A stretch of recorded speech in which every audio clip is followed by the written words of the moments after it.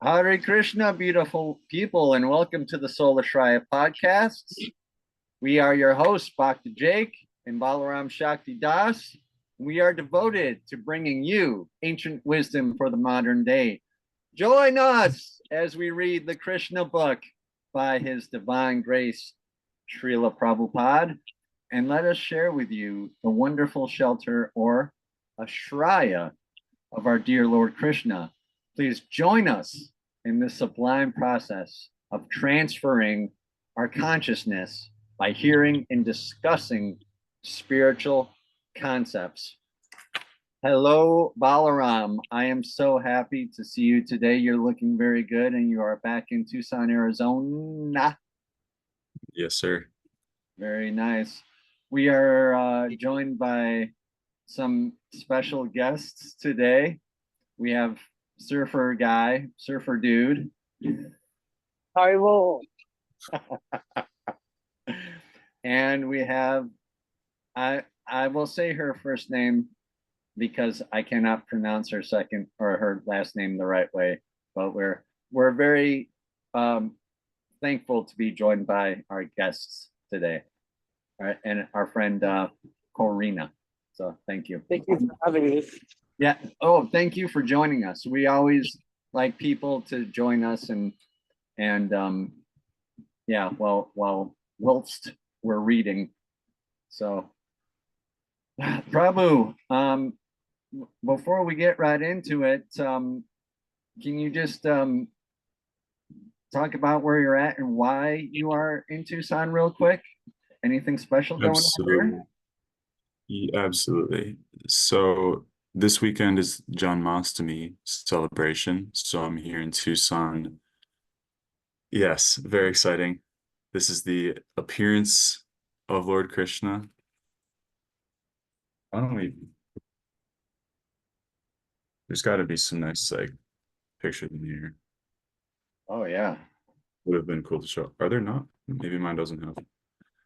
Anyway, so tomorrow, which is hopefully, actually maybe not, I don't know when I'll be able to upload this, but that is the official day of Krishna appearing.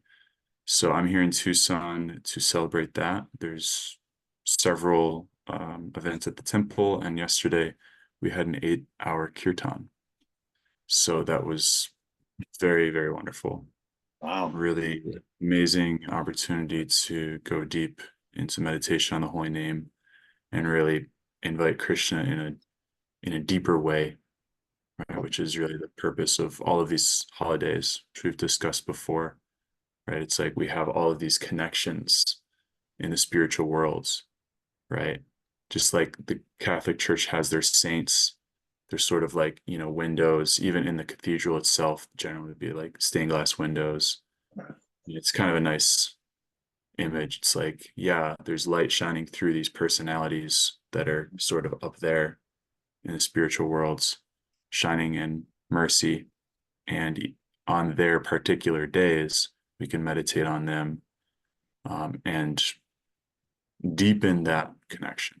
So, Yeah. the ultimate of that is the appearance of the Lord himself. So, yeah, so this is a special time and it coincides very nicely with us still being in the earlier chapters of the Krishna book. Mm. So, yeah, so we'll talk a little bit about Krishna as we read. I don't know if you want to have any more discussion with us about Janmastami itself, or what are you thinking? It's this time of year that I get excited about it because it's really it's kind of like a timeline for me from when I first got into Krishna consciousness. So this is definitely year 3. This is solidly year 3 for me. And I just remember my first Jan. See, 3 years later, I still can't even pronounce it. So, I mean, it's a life process. Yes. Thank you for reminding us of that. So I just remember the first time, the first celebration, I remember Ram Prabhu over in Syracuse explaining it to me. She's like, it's a Hindu Christmas party, man. Ah, gotcha. It's like the high holiday. And it was just so funny the way he explained it. I'll never forget that. It was so funny. Oh my goodness. And then like, like all these other people were there too, and they were like, yeah, Hindu Christmas. Oh my goodness. But no, seriously though, it's just when you think about it, this time of the year really seems like the best time of the year, and everything's in like everything's all the fruits and vegetables are coming on, like everyone's garden is just pushing out tomatoes and cucumbers and everything, and it's like the sky is beautiful, the days are still kind of long, and it's just like the temperature's starting to drop just a little bit, but it's just the perfect time of year. It's just like the time of year where you want to go outside and do stuff and get motivated to do stuff, and like very auspicious. Whereas like we kind of grew up with like, it's Christmas time in the middle of the winter on the 25th, and we're all gonna go shopping, and we're gonna buy each other stuff, and we're gonna be happy because it's a pagan holiday. So dramatic. Right? And we're gonna get drunk, I mean, I mean that was like my Christmas coming, like when I was growing up, like it was just So a sorry. fantastic reason for everyone to get together and like get loaded, and just like shop till you drop, and like just like start handing $20 bills to all the kids. It's like, really, so I guess I'm just saying that in stark contrast, I like Krishna holiday more than I like Christmas holiday. That's all I'm saying. Yeah. Yeah, well, there's sort of two levels there with that. There's like your particular cultural exposure, which seems was unfortunately profuse with alcohol. Wasn't like that for me growing up. Because yeah, my dad doesn't really drink any alcohol, and my mom will just have wine. So we would maybe have like a cup of wine, with Christmas dinner, which is very peaceful and nice. Blessing. Yeah, but and then the shopping for others, it's like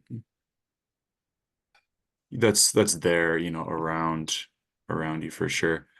But then the like historical level of it, as far as like the time of year that it has been assigned, which was not original in the Christian church, right? It was, I don't know when exactly it was ascribed to December 25th, but it's certainly well known historical fact that that was to co-opt, if you will, the pagan holiday, right? Whereas I know Varshana Swami in New Vrindavan has explained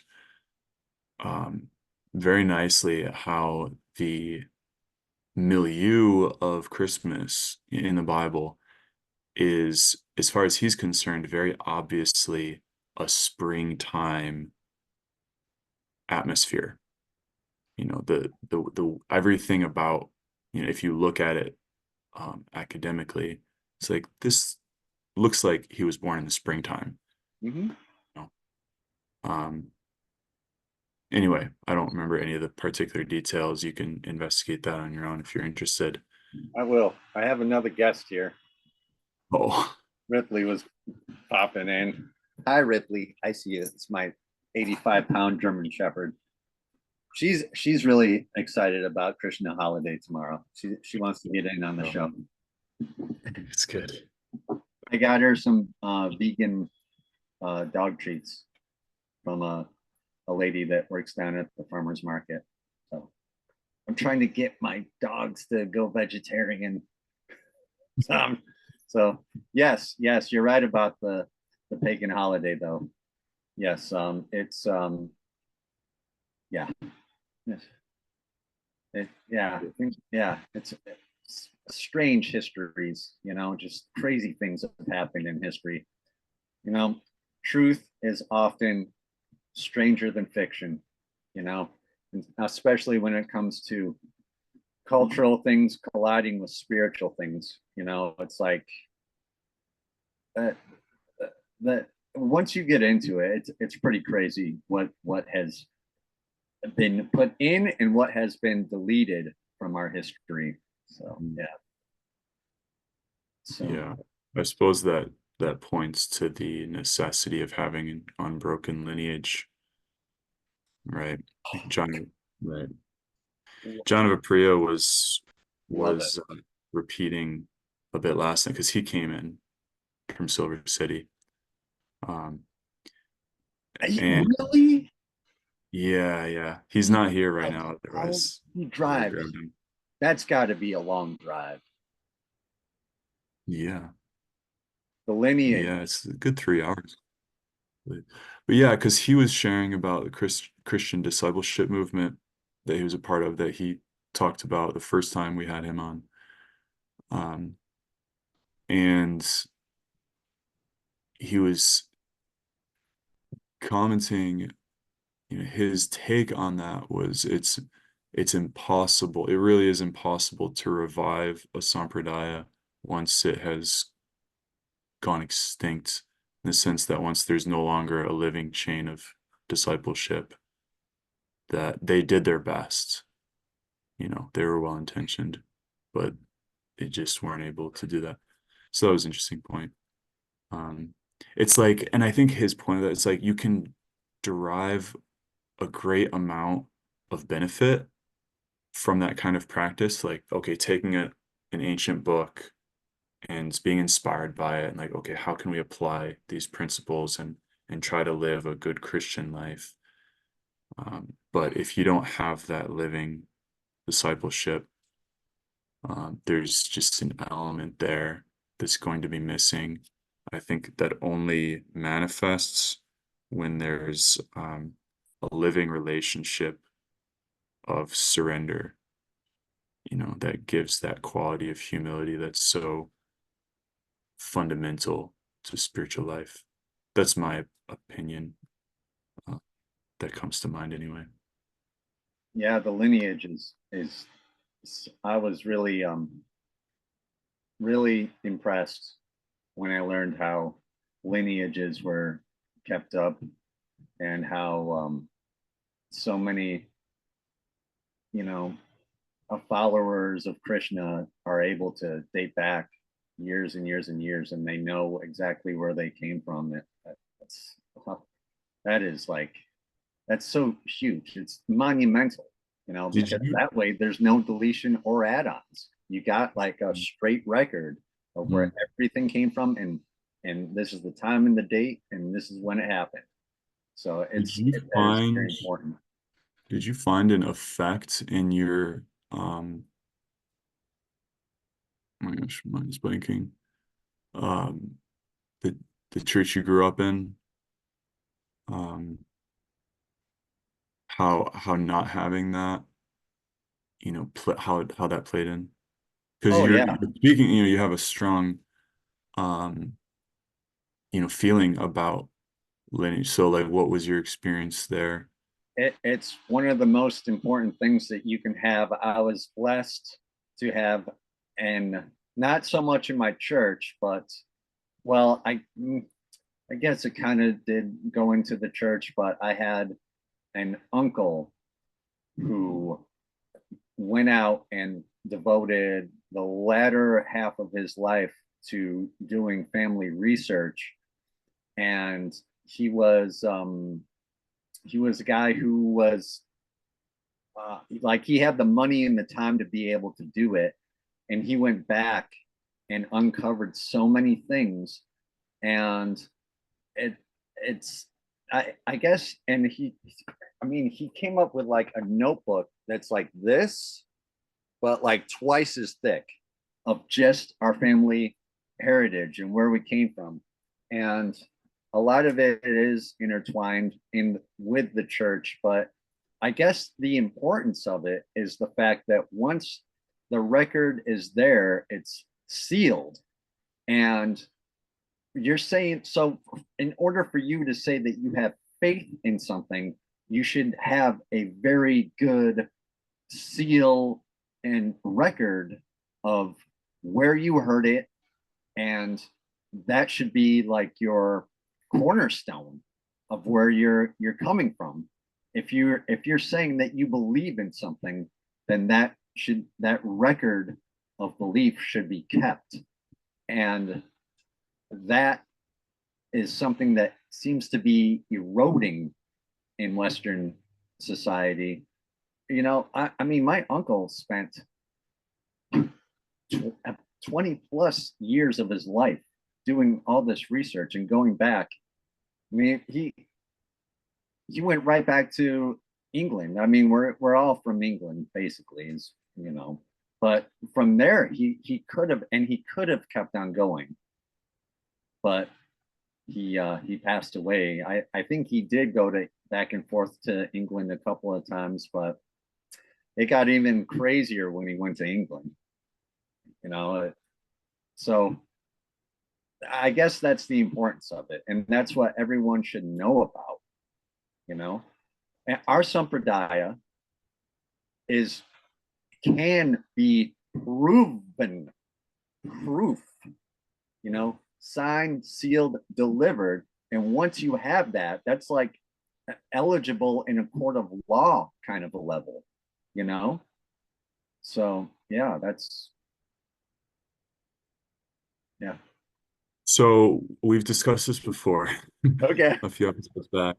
The three temporal, if you will, manifestations of divinity, right? You've got like the historical level, the subtle level, and the transcendental or spiritual, right? So a more fundamental take on religion, or any field of thought for that matter, is looking at the historical of, we can prove that this happened in time, and therefore that gives us some flack, if you will. But we were talking about, this was the episode of talking about the Lion King and Jungian depth psychology, right? That what Jung was interested in more, that school says, forget the historical, because that's irrelevant to your personal experience. And the real proof of the pudding is in the tasting, right? As George Harrison says at the very beginning of this book that we're reading, right? It's the experience of Krishna that's important. Whether or not he actually existed 5,000 years ago, like, we don't deny that historical aspect. We do feel that that's important for reasons that I'll elaborate on in a moment. But what's more important is the subtle, or the mythical or metaphorical, in the sense of that which is resonating with something inside you right now, right? Because, and it's like, this gets down to like the core like metaphysics of religion, whether or not there is anything more to you than just physical matter existing in time. It's because if that's the case, then it's like, oh yeah, Jesus existed 2,000 years ago, and there's nothing about him that exists now that is resonating with you. Therefore, you have to subscribe to a belief about something that occurred historically. And religion is reduced to simply a physical event when it's not at all. It's like, okay, that's there. But what's more important is that there's something within you that is resonating with him. And that Jesus Christ, by dying and resurrecting, was showing us there's more to you than a physical body. And I can reach you there. You can have a relationship with me there. And by ascending to the Father, he's showing there's more to you than just that. There's more than just the metaphysical. There's then the transcendental or the spiritual, which is the reality of the soul. And Krishna consciousness, in its essence, is most concerned with that. Real religion is most concerned with, let's find the part of you that's going to resonate with a divine personality eternally, because that's how you're going to discover who you are at your deepest essence. Who you are right now is a conglomeration of physical and subtle matter, meaning a historical body, a body that has a genealogy, right? Which is nothing more substantial than just the clothes that you're wearing, right? As the Bhagavad Gita describes very nicely, the body changes, the soul changes bodies as a person changes clothes, right? So your genealogy and all that, like you're saying with the church, even the genealogy of the church, it's changing bodies, like a person changes clothes, but there's a more substantial element to you, and that's your mind, right? And the psychological constitution that you have, which is also changing. It's also temporary. So if like, for instance, with the depth psychology, if a character in a story is resonating with you in a particular way, that doesn't mean that that's your true self. It's just where you're at in the journey of your soul. So like the hero archetype or the anti-hero archetype, one or the other could more, you see what I'm getting at? These are temporary. We play all of these roles. This is what time is secular, So the secular nature of time makes more sense to people that are deep than just the linear version, because it's like, oh, well, yeah, that identity was like 2,000 years ago. That doesn't mean anything to me now. But some people say, no, that's all it is.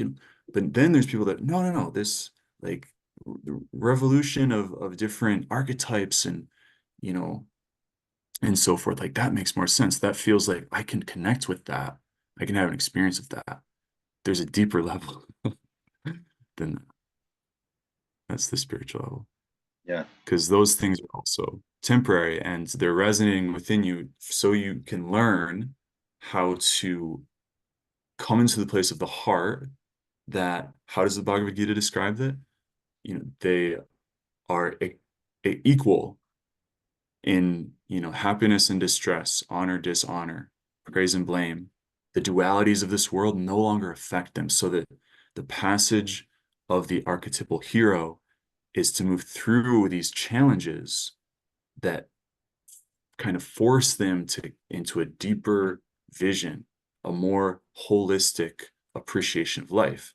And when you have that, then you can connect with the divine person, because that's the only place that they'll be accessed, is in the present moment, when you're deep in the present moment, right? And you kind of go beyond the present moment in the sense of beyond your mind, beyond the just the parts of your mind that are resonating with this subtle realm. I hope that makes sense. Karina seemed to have grasped a lot of that. You're nodding your head as well, so that's okay. She has a point. Yeah, go ahead. Yeah, I was like taking notes while you were speaking, but yeah, just to reflect what I heard, that the stories are not simply historical accounts, but they are resonating with something inside of us right now in this present moment. And something that came up for me also is like, as spiritual beings, Jesus and Krishna both, since they've departed the planet, they haven't been just sitting around. Like they're still active, they're still present. And then that relationship of us as beings incarnate right now, they're reciprocating with us even today.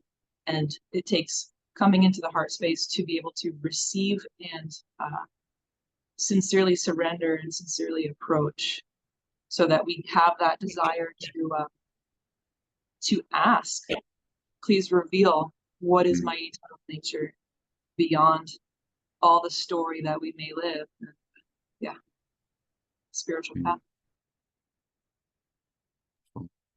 Absolutely. Thank you. Yeah, so then this other point that I wanted to touch on briefly, as far as the importance of the lineage, because that's coming down from these divine persons. A lineage, and it was John Priya's point, is like the only way to revive a lineage is with an avatar. So someone coming from the spiritual world to reinstantiate it. Because otherwise it's just it's a lot of speculation. You can do the inner work, like Jung and Gurdjieff and so many people have done, you can make a lot of progress. But anyway, that leaves, and you can definitely reach the Brahman with that, undoubtedly. Krishna even walks you through, a very powerful process of doing that, a few different methods of doing that in the Bhagavad Gita. But he says that platform is unstable, that if you reach God, if you reach a divine consciousness, if you make contact with the spiritual world in that way, it's very unstable, because you don't have a direct link with a person from the spiritual world, which personal relationship, again, that's the fundamental reality. So if you try to like get into a party without knowing anyone, it's like, well, maybe you'll meet someone, but anyway, that's whatever. But if you have a personal connection, that's something that's very solid, right? That'll last. That'll tether you in that reality. So, okay, this point I wanted to share, because this is a reflection that I had a little while back. And it was in the context of atheism, but it speaks to speculation, mental speculation, and not having a lineage, not having a line of authority, spiritual authority, it can lead to such claims or such conclusions as, I think God is a purple elephant. It's ridiculous, but just to make a point, and then you could either say that that's God for me, and it doesn't really matter what you believe about God, because that's your belief. So then it's your belief versus my belief. And it's circular reasoning, because you're making that claim on the assumption that there is no absolute truth, and therefore everything that you espouse is circular logic. The only way to get out of that is to admit an authority. And you could also make that claim to say, oh, well, I believe God is a purple elephant. Purple elephants don't exist, therefore God doesn't exist. So that's like a lot of like hearing from John Lennox, and particularly, he's pretty famous on YouTube as debating atheists, such as who's that one famous guy? You can tell how famous he is. I don't remember his name. I should remember his name. No, he's very famous. You know who I'm talking about? Not Richard Dawkins, but Richard Dawkins. Yeah. Oh, it is. Oh, it is. Yeah. I know. I have like a soft like list of them in the back of my mind somewhere, because I just steamroll right over them, with like everything that I know about God. So I don't. It's like kind of fuzzy. Sure it's child's play for you. It is pretty much, So Linux will debate with Dawkins, and I mean, yeah, their ideas, it might be cakewalk for you, but it's like it really stretches my intellect. Like I have a hard time keeping up with them. But this one point is that he makes is like you're making circular argument, because you're saying that you're arguing against a God that I don't believe in.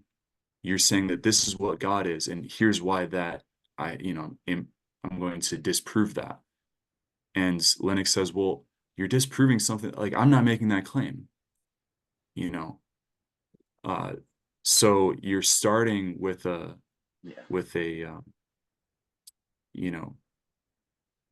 assumption that God is a purple elephant. Okay, yeah, purple elephants don't exist, but who cares? Like, no one's claiming that they do. So anyway, that's an interesting point.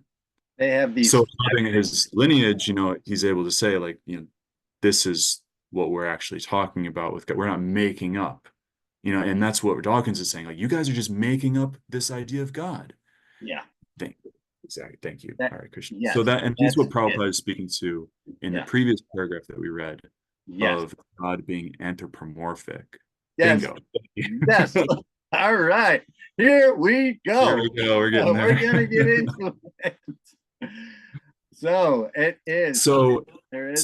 So this is this Mayavad conception of, there is no absolute truth. Like, anything that you can impose on it, like, in order for there to be some sort of conclusive, comprehensive truth, it would have to be so impersonal, so nebulous, as to include all of the paradoxes that are totally irreconcilable, in our opinion. Yeah. So for you to impose any kind of form on that is just an anthropomorphism, because you're a human and only human things resonate with your subtle body. Therefore, in order for you to deal with the issues of the hero's journey, you superimpose a personal idea onto your idea of God. It's just a stepping stone to help you work through the trials in your life. That's the atheistic idea. Yeah. So they're saying that it's that your idea of God is coming from you. And Lennox and other theists are saying, no, it's not. It's coming from God. And it's a bigger idea than you're able to swallow right now. Yeah. But it's coming from a scripture that we can prove is historically valid. And that's helpful to Lennox. And it's helpful to us too, for sure. We don't deny the historical aspect, but we say that the subtle, the allegorical and the transcendental are more important, because in order for you to like actually learn something, just hearing it is, that's nice, but to actually experience it, like, you're hearing it should actually resonate with you internally and give you an experience. Yeah. Right. And that's a side point, but it's like such a good point that I want to underline, is we do not condone blind following. Prabhupada was very clear on this, but a lot of Hare Krishnas are not. A lot of people in our movement are not. They say, just here top. We were talking about this last night. Even like higher ups in our movement, they're making these apologetic, statements on Prabhupada. They say, oh, well, you have to just accept top down. Prabhupada said we didn't go to the moon. We didn't go to the moon. You have to just accept that. It's like, no, absolutely not. You do not. It's your hearing from the Vedic version should resonate with a truth inside you that is experiential. Yeah. And what to speak of the actual experiences that you have in life. God is working through them to speak to you, to call you, not just that you have to accept something, because it's coming down from a lineage. So it's a big one right there. But that might stir some people up. But if that doesn't feel right to you, then probably you're trying to bury a lot of pain.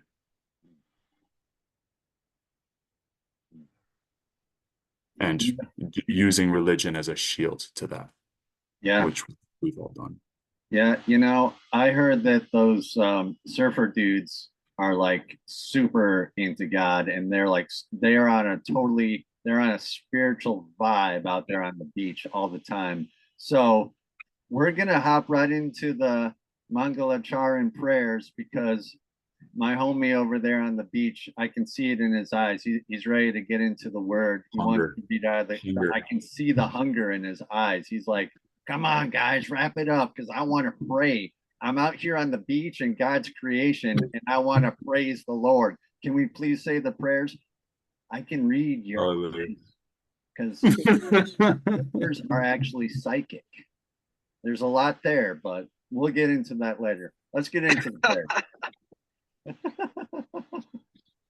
Segue Central. All right, here we go. Balaram, I would be very honored if you led us in the Mangalacharan prayers. Om Namo Bhagavate Vasudevaya. Om Namo Om Namo Bhagavate Vasudevaya. Om Namo Bhagavate Vasudevaya. Om Om Namo Namo Bhagavate Vasudevaya. Om Namo Bhagavate Vasudevaya. Om Namo Bhagavate Vasudevaya. Om Jnana Timirandasya Jnananjana Shalakaya Chakshurunmilitam Yena Tasmai Shri Gurave Namaha. Nama Om Vishnu Padaya Krishna Preshtaya Bhutale Srimate Bhaktivedanta Swami Niti Namine. Namaste Saraswati Deve Gauravani Pracharine Nirvishesha Shunyavadi Paschatya Deshatarine Vanchakalpatrubhyascha kripa sindubhya eva cha patitanam pavanebhyo vaishnavebhyo namo namaha. Shri Krishna Chaitanya Prabhu Nityananda Shri Advaita Gadadhara Shivas Adi Gaura Bhakta Vrinda.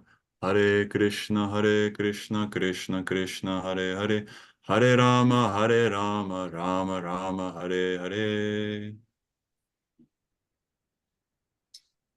Thank you. I will bring up the text from the Krishna book. All right. Database. Thank you, database. Thank you. Okay, so I believe Krishna this, of the nature, did we? Yes, this is where we would begin today. I don't know. You want to just dive right in? Yeah. Okay. All right, cool. Let me just kind of move everything over so I can read it. Oh, nice. I didn't know it did that. It does that. Okay, cool. All right. So from the Krishna book in chapter 6. So do you want to give a quick context? Yeah, so yeah, that is a very good idea. I'm sorry I didn't do that.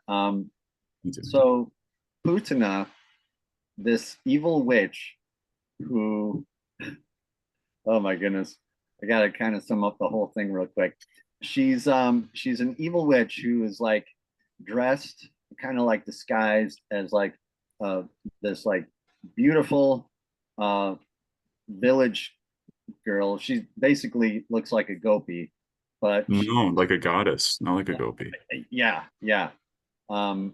So Like someone that just walked out of like Manhattan, like wearing Prada and yeah, all to the nines, and then comes into a village town, and they're like, "Whoa, yeah, what is a lady like that doing here? She must be from, a celestial planet.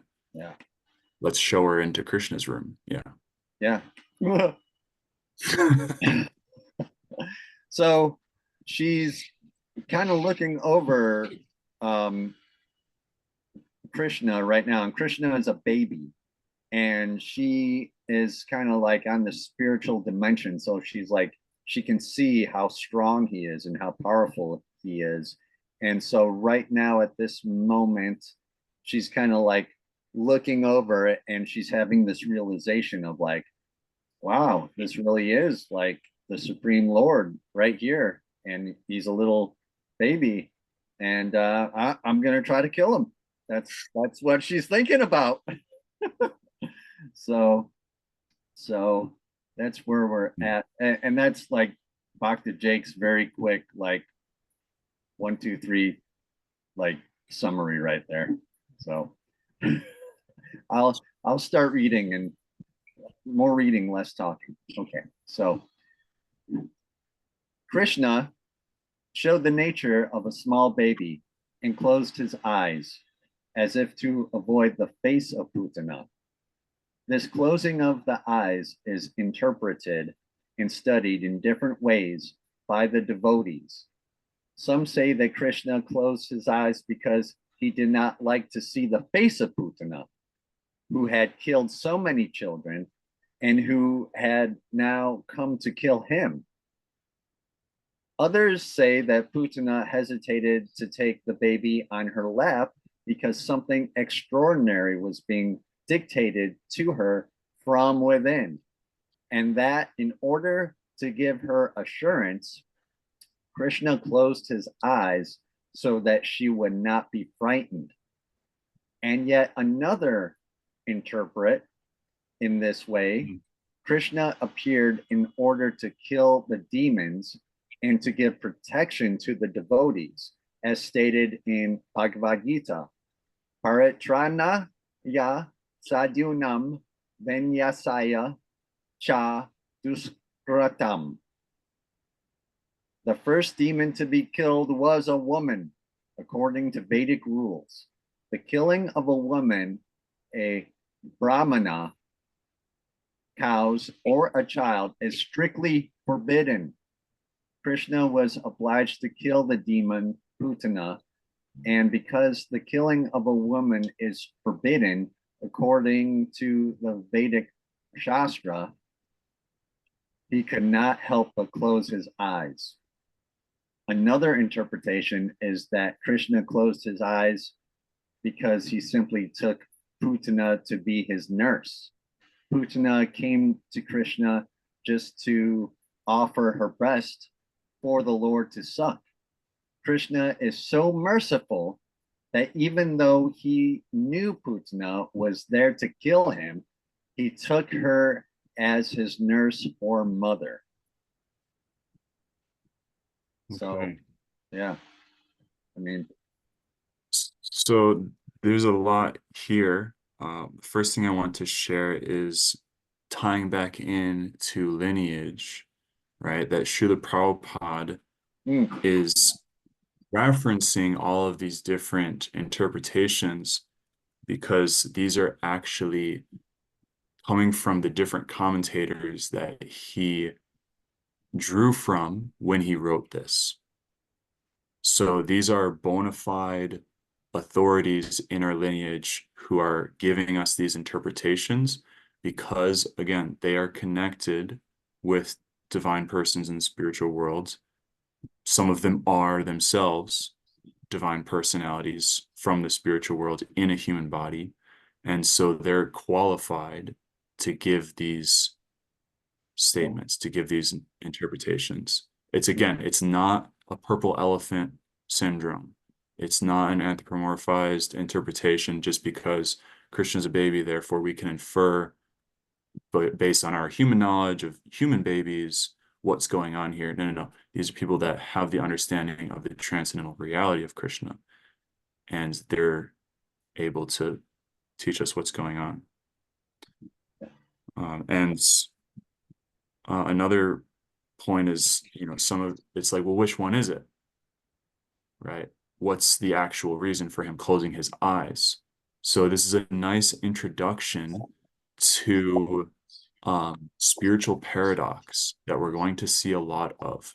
So this is sort of like our first encounter with that there doesn't always have to be just one reason or interpretation or truth, that many different spiritual truths can coexist.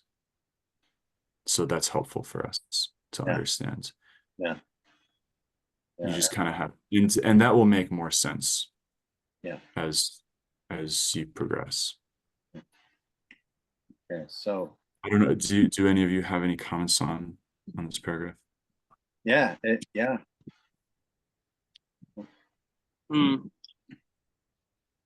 I mean, I feel like, yeah, like every single one of those interpretations could be the case, like simultaneously, you know, in the realm of Krishna, like anything is possible beyond our understanding. So,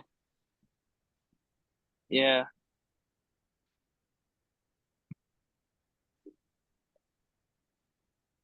Okay. Anyone else? Yeah, so Krishna is a complicated person, you could say. There's a lot of dimensions, there's a lot of facets to his personality. This is a nice point as well, is that there's a particular Sanskrit name for God that I don't remember, but it means one who in each of his actions he accomplishes many things, right? He does one thing and that one thing accomplishes many different things. Hmm. So it's like we should understand. Yeah. Anyone who knows anything about God, it's like, okay, yeah, that's definitely the case. Like he's doing one thing. It may be accomplishing one thing, you know, like externally or immediately, but then like down the road, you're like, oh, wait, that actually, haven't we all experienced that in our life? Like something happened in our Absolutely. life. And like, oh, there was a whole lot more he was working, you know, to accomplish there. Yeah. Yeah. You could say he's, Definitely. yeah, omnidirectional and omnipotent and Mm. omnidimensional. And like, yeah, to no end, really. Mm. Omniscient.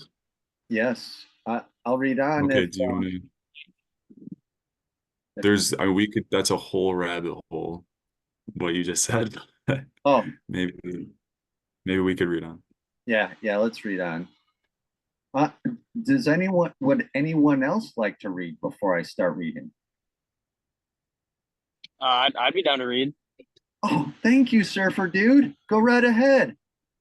All right. There are 7 kinds of mothers, according to Vedic injunction. The real mother, the wife of a teacher or spiritual master, the wife of a king, the wife of a brahmana, the cow, the nurse, and Mother Earth. Because Putana came to take Krishna on her lap and offer her breast milk to be sucked by him, she was accepted by Krishna as one of his mothers. That is considered to be another reason he closed his eyes. He had to kill a nurse or mother. But his killing of his mother or nurse was no different from his love for his real mother or his foster mother, Yashoda. We further understand from Vedic information that Putana was also treated as a mother and given the same facility as Yashoda. As Yashoda was given liberation from the material world, Putana was also given liberation.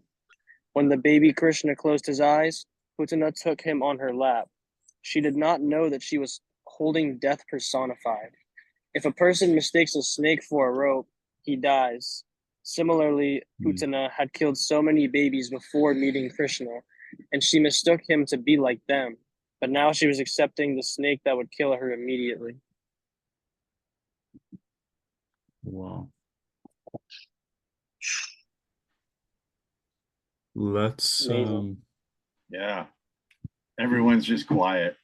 Wow. maybe keep reading before we discuss. Yeah. If anyone else wants to read, go right ahead. Okay, I'll go. Okay. When Putana was taking baby Krishna on her lap, both Yashoda and Rohini were present. But because she was so beautifully dressed and showed motherly affection toward Krishna, they did not forbid her. They could not understand that she was a sword within a decorated case.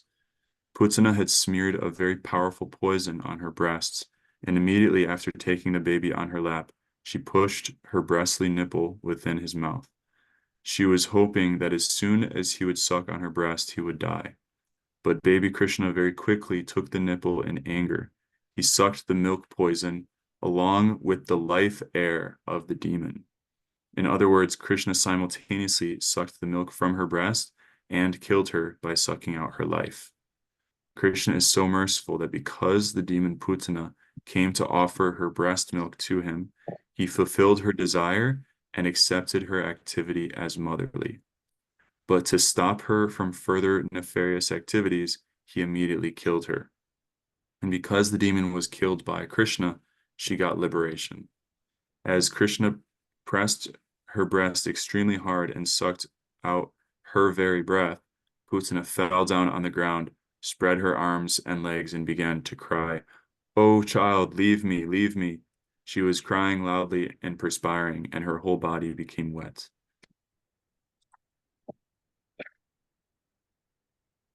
Maybe just read the next one for good measure, because we'll probably leave off there. And it's continuance of. Okay, well, I'll hop right in there. As she died screaming, there was a tremendous vibration on the earth and in the sky, on the upper and lower planets, and in all directions. And people thought that thunderbolts were falling. Thus, the nightmare of the Putana witch was over, and she assumed her real feature as a great demon. She opened her fierce mouth and spread her arms and legs all over. She fell exactly as Vritrasura. Vritrasura.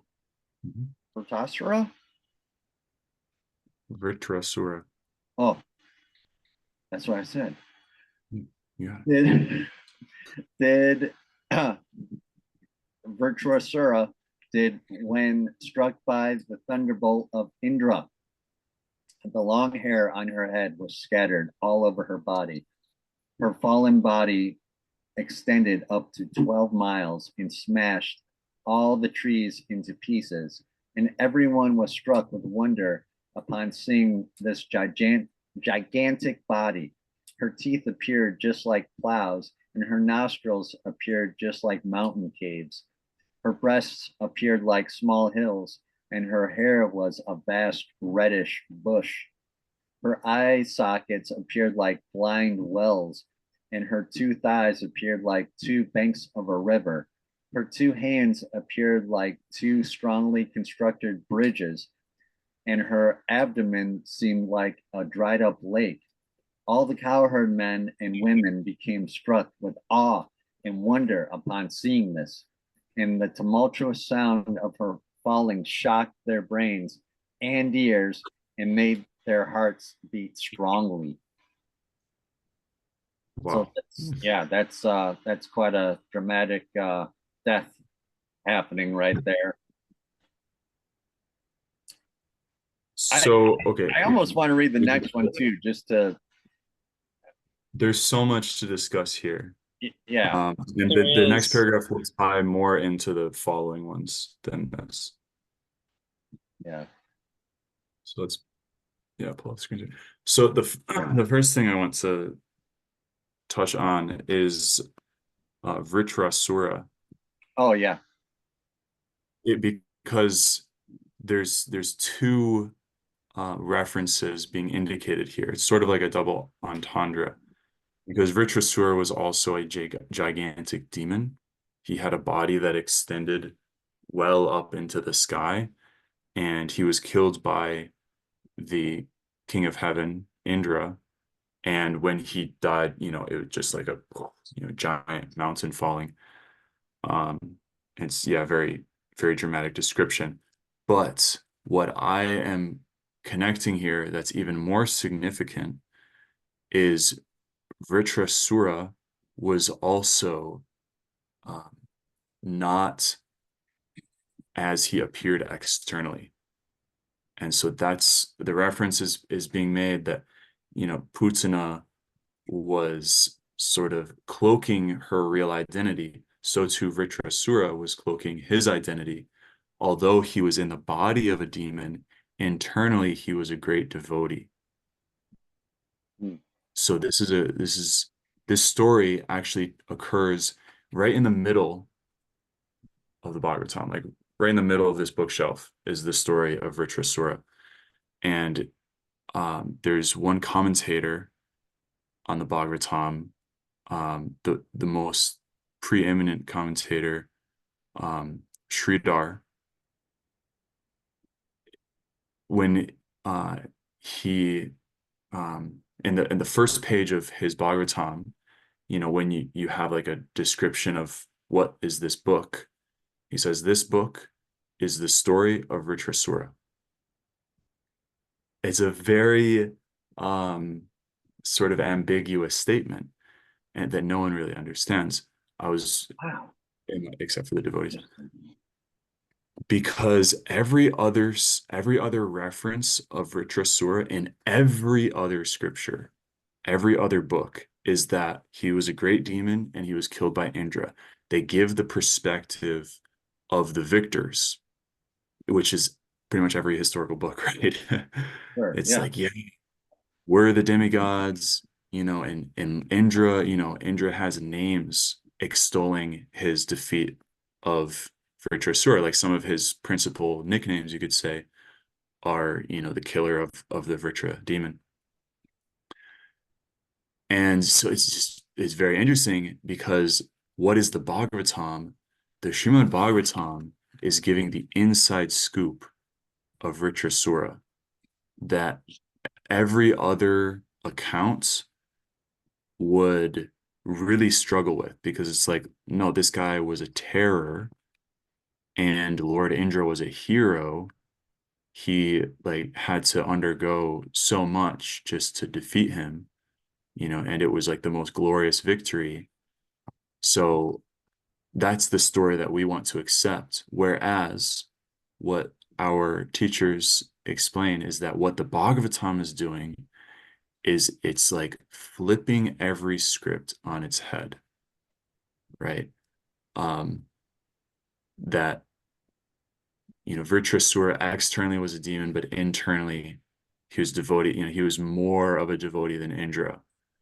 The, the wives of the story of the wives of the Brahmanas, the most intelligent class of men in the world was totally clueless as to how to please Krishna, whereas their wives, who didn't have any intellectual or academic study, immediately understood how to please Krishna. So it's like it's flipping the script on these things. And like a demon, Putana here, who's attacking Krishna, is getting liberation. It's like, this is not what you learn in Sunday school. Like none of these things make any sense, Yeah. right? Yeah, I So think that's the case though with most of them, is like if you're killed by Krishna or near Krishna, it seems like you get liberation right away. It seems for sure. to be a trend. Sure. But this is a different type of liberation, because that kind of liberation, if you don't have love for Krishna and you're killed by the Lord or his associate, you get an impersonal liberation. You're just liberated from the body, and what's left, the soul, the canvas of the soul, which is empty. You don't have love of God there. Where do you go? You go into Krishna's body as light. And we don't want that. We want an eternal life of transcendental bliss in exchange with the personality of Godhead. And again, in order to have that, you have to be connected with those persons in the process called devotional service. So what is occurring here is Krishna gave her devotional service. She didn't have it before trying to kill him. And even though she was trying to kill him, because she did an act which was motherly by nature, he accepted it as motherly devotional service, and he reciprocated with that. So again, the Bhagavatam is giving a radical version of God. Yeah, always. And it's showing that it's not about the external dress. It's about what's going on inside. So in two ways, in the sense that Putana was dressed as a goddess, but internally she was a demon. Vritrasura was dressed as a demon, but internally he was a demigod. Yeah, Jake's doing some animations there for us. Yeah. And that Sorry. yeah. Anyway, yeah. So there's more going on here than just the surface level, and that Krishna is accepting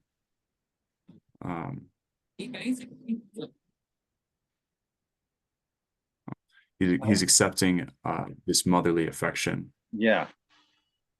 Yeah. when she didn't even intend for it.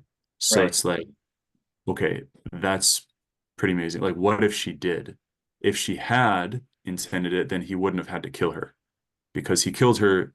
It's like what Krishna is interested in rasa. He's interested in the personal exchange, and that's what he wants. And so if you show any inclination towards that, he's going to say, I'm going to take that and I'm just going to wipe everything else away. Yeah. Because that's the reality. The reality is not, oh, like you're a demon, like, we have to make things right on the earth plane. It's like, okay, that's secondary. Primary reality for Krishna is, who am I playing with in the spiritual dimension? Yeah. Um, Yeah. If she would have gone in there wanting to just cook him some chapatis and, have some milk, honest, that what her hands wouldn't have turned into bridges. You see what happens? You're dealing with Krishna now. This is how it's going to go down. All right. yeah. I hope that at least helps my friend out there on the beach a little bit. I hope that was enough spirituality for him for the day. We're just about at the very end. I hate to close it down, but we're right there. Nah, I appreciate it all. Thank you so much. Yeah. Now I appreciate you, Prabhu. I want to be there, walking the beach with you right now. It's we a don't have to blessing. hold hands or anything. I'm just saying I'd like to be on the beach. That's all. Yeah, I'm really grateful feelings to be here. come out, Jake. Tell us how you really feel about Bhakti. Oh, Prabhus. And everybody, thank you for joining us on this one. This was a lot of fun. Thank you, everyone that joined. So let's do the Maha Mantra 3 times, and then we'll let the good souls of YouTube go for this episode. Lead us off, Balaram Prabhu. Hare Krishna, Krishna Krishna, Hare Hare, Hare Rama, Rama Rama, Hare Hare. Hare Krishna, Krishna Krishna, Hare Hare, Hare Rama, Rama Rama, Hare Hare. Hare Krishna, Krishna Krishna, Hare Hare, Hare Rama, Rama Rama, Hare Hare. Thank you once again. And if you like our show, please like and subscribe and push all the buttons and all that good stuff. Comment and share. Yes, comment and share. Comment and share. It really helps the channel grow, and we really appreciate it. And we really appreciate you. Hare Krishna. We'll catch you next time. Hare Krishna. Happy Janmastami. Yes.